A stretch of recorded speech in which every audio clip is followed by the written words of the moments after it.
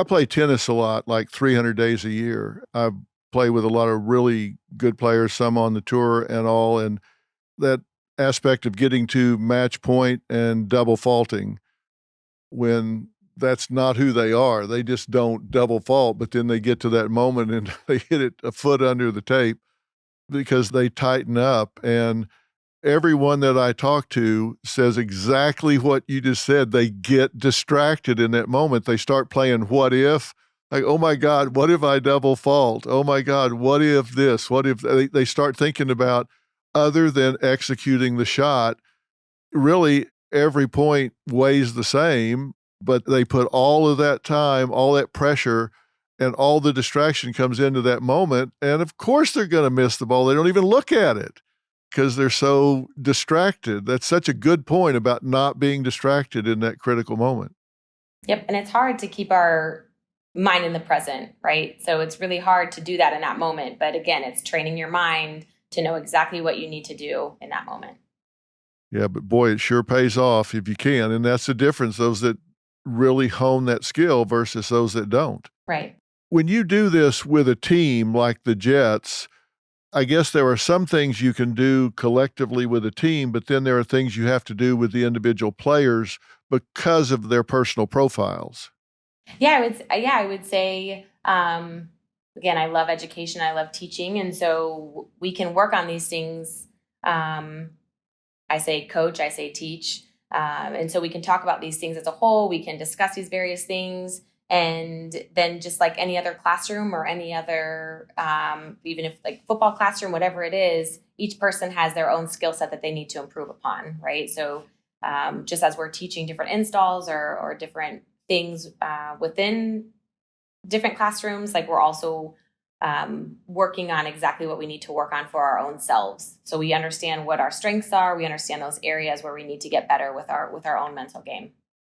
When you first broach these subjects, when you first introduce working on mental performance, do you find some of the people poo-poo it, are resistant to it, and you have to win them over? Is there skepticism, or do people lean into this? It's a combination of both, I would say. I think that as we're understanding more of the sports science frontier, we're really understanding the importance of the mental side. And I think sometimes if we don't understand, then maybe we might question some things. But I think it's in more of a curious way of just not knowing and not understanding. But I would say that every coach and every athlete that I've come across and interacted with, they understood the importance of developing that mental side or knowing the importance of that. And sometimes, they might not necessarily be open to some things, but in general, they know the importance of it, right? So I think as we're continuing to watch just sport in general move, we're becoming more accepting of mental performance in these ways. We're watching, this is like growing more as a career field now. Yeah, clearly it's got to be rewarding for you to see it when you are working with a player and you see them get focused, you see them get more efficient in their performance based on the skills that they're developing mentally to really step that performance up. It's got to be rewarding for you. Yeah, definitely. And I think once someone can engage, once they engage in understanding all the benefits of sports psychology and performance psychology, and they really commit to it, then they definitely see the payoffs and the benefits for that. Well, if we've got people listening now that are athletes, whether a golfer, a tennis player, a runner, if you were going to give someone two or three things to really focus on to really enhance and build their performance, what would you tell them to focus on? One, I would say, what's the goal, right? So I want to understand like what the goal is, right? So what are we working towards? Because having a clear direction of what we're after is really important, right? Two, I would say investing in your own psychology. So just giving some time for self-reflection, understanding, what your mind does, right? So does it get distracted? Does it get critical? Does it lose focus? Just kind of understanding those areas where you want to improve in yourself, right? And then just understanding that journey of there are going to be not great days, there's going to be hard days, but just kind of sticking with that plan and that commitment and that routine, that's really important. Well, I think those are three great things. Number one, I think it's so important for people to have a goal that they can identify and click it off, because just getting better, what does that mean? Define better so you know when you click something off.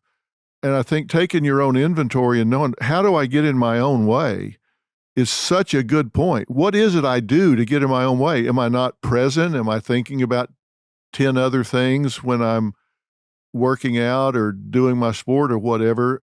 Or do I put pressure on myself? Do I have a negative internal? Whatever I do to get in my own way, people really need to sit down and say, what is it that I do that I can really improve?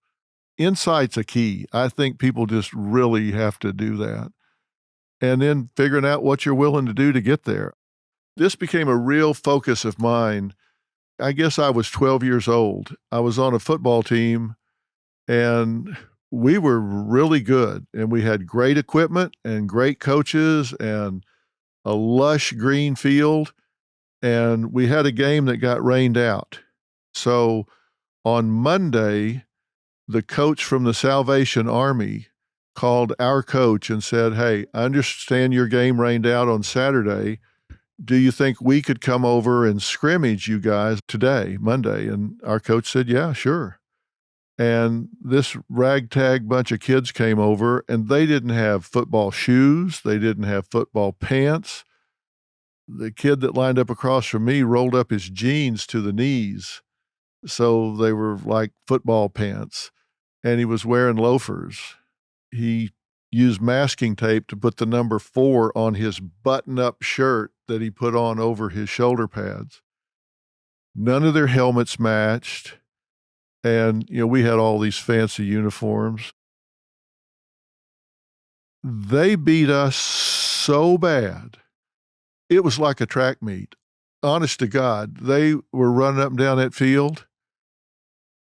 And I got in the car afterwards and looked at my dad and said, "What the hell just happened?" And he said, "Well, you just got your ass handed to you on a platter, boy." And I thought, well, I was looking for something a little more in-depth than that. And he said, they were just hungry. And I remember that moment in that car thinking, I want whatever they've got. Whatever those kids have inside, if they can do so much with so little. I was envious of those kids. I wanted what they had inside.